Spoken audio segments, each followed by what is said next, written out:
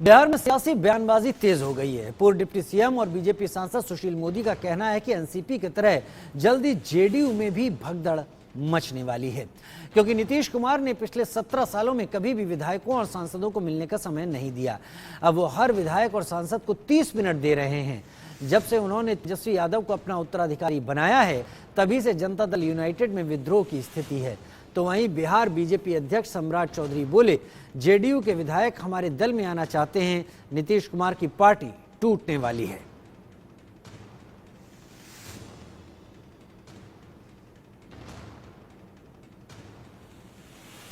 बिहार में भी बगावत की स्थिति बन रही है, क्योंकि नीतीश कुमार ने पिछले 17 साल में कभी भी विधायकों और सांसदों को कभी मिलने के लिए 1 मिनट भी समय नहीं दिया।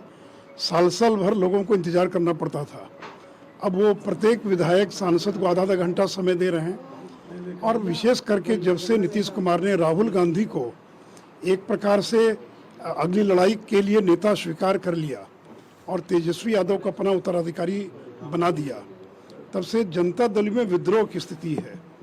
कोई भी जनता दल का विधायक सांसद न तो राहुल गांधी को स्वीकार करने के लिए तैयार है और न ही तेजस्वी यादव को। और इसलिए, और देखिए, बड़ी संख्या में जो सांसद हैं उनको मालूम है कि उनका टिकट कटने वाला है। पिछले बार 17 सीट मिली थी, यानी क्या इस बार जनता दल को 17 सीट मिलेगी? और इसलिए, और आज की स्थिति में 8-10 से ज़्यादा सीट मिलने की कोई गुंजाइश नहीं है। तो जो सांसद हैं उनको भी लगता है कि पता नहीं उनका भविष्य क्या होगा। फिर नीतीश कुमार के बाद जनता दल का कोई भविष्य नहीं है। सारे लोग अपना भविष्य अंधकार में देख रहे हैं और इसलिए एक भगदड़ की स्थिति है। वो जो सांसद है, विधायक दूसरे दलों से संपर्क कर रहे हैं, तो इसलिए हम लोगों ने कहा कि भगदड़ की स्थिति है। हमारे स्तर पर कुछ नहीं ऐसा है, ना हम लोग कोई सरकार बनाना चाहते हैं, ना सरकार गिराना चाहते हैं। हम हर हालत में नीतीश बाबू विरोधी दल के नेता रहे, बिहार के मुख्यमंत्री रहे। बिहार में उनके खिलाफ भाजपा लड़ेगी और उनको हराकर तब सत्ता में स्थापित हो। संपर्क में भी क्या कोई है? नहीं, भाजपा किसी से संपर्क नहीं। कोई यदि संपर्क करेगा तो जरूर सूचना आप लोग को। अगर वो आते हैं विधायक टूट के, तो आप लोग उनका स्वागत करेंगे? नहीं, कोई टूट के आएगा तो क्या स्वागत नहीं करना चाहिए? आप ही लोग बता दीजिए। यदि कोई आते हैं तो इसमें दिक्कत कहाँ है? स्वाभाविक है, आका ही करता है ना। जो राजनीतिक आका आजकल तो लालू जी ही है, उन्हीं के कृपा पे मुख्यमंत्री हैं। तो जिनके कृपा पे मुख्यमंत्री रहेंगे तो वही विमोचन करेंगे ना। बीजेपी ही नहीं, एलजेपी रामविलास पासवान, सुप्रीमो चिराग पासवान ने भी यहां तक कह दिया कि कई विधायक और सांसद उनके संपर्क में हैं। नीतीश कुमार डरे हुए हैं, बहुत जल्द जेडीयू में बड़ी टूट देखने को मिलेगी। आज उनके विधायक 2020 का चुनाव उस वक्त की महागठबंधन के सामने जीत के आए हैं, उनके प्रत्याशियों के सामने जीत के आए हैं। उनके सांसद 2019 का चुनाव जो जीते हैं वो उस वक्त की महागठबंधन के प्रत्याशियों के सामने जीते हैं। पर आज जब दोनों दल एक हैं और एक ही लोकसभा की सीट, एक ही विधानसभा की सीट पे कई दावेदार और मौजूद हैं, तो यकीनन अपने भविष्य को लेकर चिंता है उनके पार्टी के विधायकों में, नेताओं में, उनके सांसदों में। परिणाम स्वरूप कई और दूसरे दलों के संपर्क में, मेरे खुद के संपर्क में भाई, और आप लोगों से छुपा नहीं है, आप लोग भी जानते हैं कि कौन कौन से विधायक, कौन कौन से सांसद हमारे संपर्क में हैं और कई और दलों के भी संपर्क में हैं। परिणाम स्वरूप बहुत जल्द मुख्यमंत्री नीतीश कुमार जी की पार्टी में एक बड़ी टूट देखने को मिलेगी। उधर हाल ही में महागठबंधन छोड़ने वाले जीतन राम मांझी के बेटे संतोष सुमन बोले, लालू यादव ही जेडीयू को तोड़ेंगे। महाराष्ट्र की हालत देख पूरे विपक्ष की हवा निकल गई है। हमारे साथ हैं हम पार्टी के अध्यक्ष और बिहार सरकार के पूर्व मंत्री संतोष सुमन जी। सर, महाराष्ट्र में जिस तरह से एनसीपी में टूट हुई है, बिहार के मुख्यमंत्री नीतीश कुमार अपने विधायक और सांसदों से लगातार 1-to-1 कर रहे हैं, क्या लग रहा है बिहार में कुछ होने वाला है क्या? देखिए, अगर मेरी बात माने तो मुझे तो लग रहा है कि राष्ट्रीय जनता दल का जो कमिटमेंट था इनके साथ कि मुख्यमंत्री बनाना है तेजस्वी यादव जी को, उस कमिटमेंट का जो लिमिट है, समय सीमा पार हो चुका है। अब उनके तरफ से प्रेशर आ रहा है कि आप गद्दी खाली करो।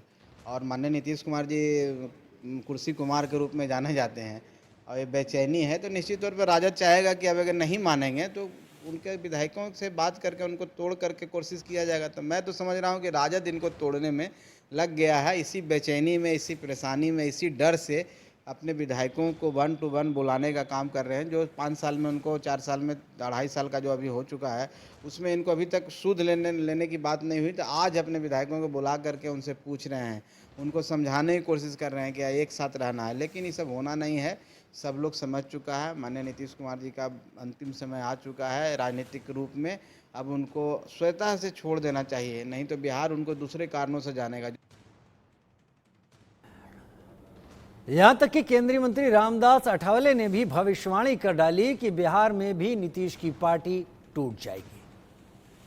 जिस तरह अजीत पवार जी ने महामंड किया है, उसी तरह बिहार में भी माननीय नीतीश कुमार जी पर बहुत एमएलए नाराज है।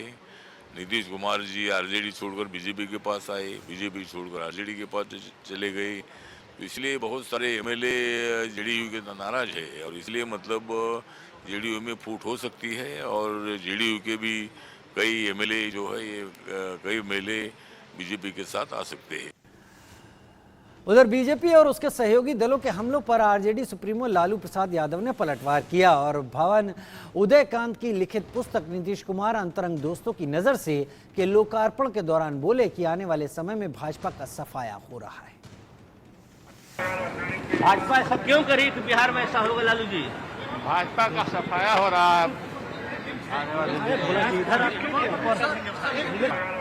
भाजपा ऐसा क्यों करी कि बिहार में ऐसा होगा लालू जी? भाजपा का सफाया हो रहा है। सुशील मोदी पुराने साथी हैं और अलग हो जाने के बाद भी इस तरह की भाषा के ना तो हम कायल हैं और ना ही हम सुनना पसंद करते हैं। ये लोकतंत्र की भाषा नहीं। जो सुशील मोदी नीतीश कुमार के साय की तरह से 24 घंटे उनके साथ रहते थे, उनके मुंह से ये बात शोभा नहीं है। सुशील मोदी ने कहा है कि बिहार में भी महाराष्ट्र के तर्ज पर जेडीयू में फूट हो सकती है। इस पर बात करने के लिए हमारे साथ जेडीयू के एमएलसी खालिद अनवर साहब हैं। सर, सुशील मोदी का बयान क्या कहेंगे, कैसे लेते हैं? देखिए, महाराष्ट्र में भारतीय जनता पार्टी ने डरा करके धमका करके पहले भी सरकार बनाई थी और आज भी उन्होंने यही किया। उनके बड़े नेताओं का नाम लेते हैं कि ये करप्ट हैं, भ्रष्टाचारी है, यहाँ भ्रष्टाचार किया है और दूसरे दिन उन लोगों को बीजेपी ज्वाइन करा लेती है। तो ये दाव तो बिहार में बहुत पहले से खेलने की कोशिश हो रही है और कई बार तेजस्वी यादव जी पे ईडी का छापा, सीबीआई का छापा, आरजेडी के कई नेताओं पे, जनता दल यूनाइटेड के कई नेताओं पे सीबीआई, ईडी लगी रही। लेकिन महाराष्ट्र और बिहार में ज़मीन आसमान का फ़र्क है। वहाँ बिजनेसमैन हैं जो डर गए, यहाँ सामाजिक कार्यकर्ता हैं, समाज की खिदमत करने वाले हैं। इसलिए सुशील मोदी जी निश्चिंत रहें इस बात के लिए कि यहाँ कितना भी डरा देंगे, कितनी भी धमकी दे देंगे, कितना भी ईडी, सीबीआई और इनकम टैक्स लगा देंगे, कोई आपके काले करतूतों के समर्थन में खड़ा होने वाला नहीं है। राष्ट्रीय एकता की बात, बैठक को लेकर भी संशय है कि बैठक जो है फिलहाल स्थगित हो गई है। भारतीय जनता पार्टी इस तरह की अफवाहें फैलाती रहती है कि ये हो गया विपक्षी एकता में, वो हो गया। उनको ये समझना चाहिए कि ये दलों ने खुद से विपक्षी एकता नहीं करी। ये भारत के 130 करोड़ लोग चाहते हैं कि देश में विपक्षी एकता हो ताकि भारतीय जनता पार्टी की नीतियों से देश को मुक्ति मिले, बेरोजगारी से मुक्ति मिले, किसानों पे जुल्म बंद हो और मित्र काल का खात्मा हो। गरीबों का पैसा जो मित्रों को दिया जाता है उसका खात्मा, उसके लिए विपक्षी एकता हो रही है और विपक्षी एकता की मीटिंग होगी, बेंगलोर के अंदर होगी। इसमें कोई शक शुबा नहीं करना चाहिए किसी को।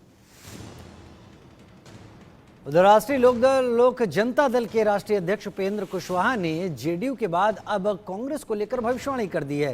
उन्होंने कहा कि कांग्रेस के लोग बिहार एनडीए में शामिल होने के लिए तैयार बैठे हैं। सच पूछिए तो दोनों पार्टी की स्थिति के बारे में यदि कंपैरिजन कीजिए तो कांग्रेस के लोग तो तैयार बैठे हुए, जेडीयू के लोग थोड़ा नीतीश जी का चेहरा भी देख रहे हैं, कितने दिनों तक साथ रहे। तो लेकिन कांग्रेस में कुछ नहीं है, सब लोग तैयार बैठे हुए हैं। जिस दिन किस दिन क्या हो जाए आप देखिएगा कि संभव यह भी हो सकता है कि जेडीयू से पहले कांग्रेस में ही न खेला हो जाए बिहार। तो ऐसी स्थिति है, लेकिन हम कोई यह नहीं कह रहे हैं कि उसके लिए हम लोग कोई ध्यान रखे हुए हैं, लेकिन जो सच है उसकी जो जानकारी मुझको है यह हम बता रहे हैं।